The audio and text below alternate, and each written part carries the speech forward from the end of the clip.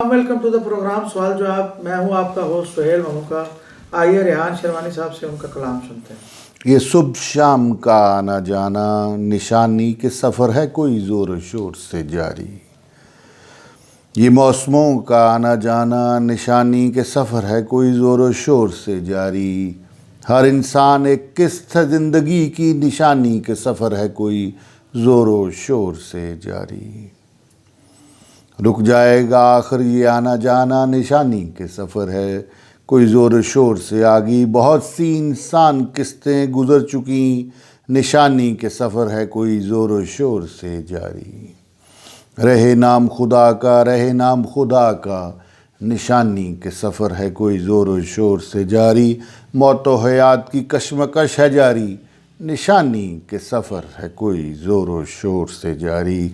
गुज़र जाएगा आखिर आखिरी इंसान, निशानी के सफ़र है कोई ज़ोरो शोर से जारी। निशानी के सफ़र है कोई ज़ोरो शोर से जारी, ज़ोरो शोर से जारी।